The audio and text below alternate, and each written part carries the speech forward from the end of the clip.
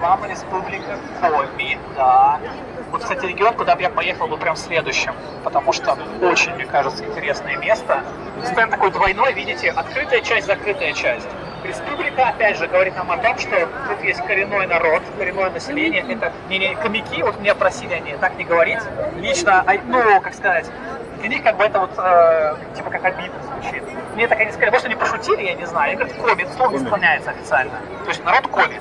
У них там очень много субэтносов, на самом деле. Там коми из разных регионов, они вот по-разному чуть-чуть называются. Тут прямо на стенде работают, собственно, из региона. Из агентства по развитию туризма коми. Ребята, вепсы по национальности, этнические вепсы, этнические коми, которые язык свой знают. Это вообще большая редкость. Это народ финно-угорской группы.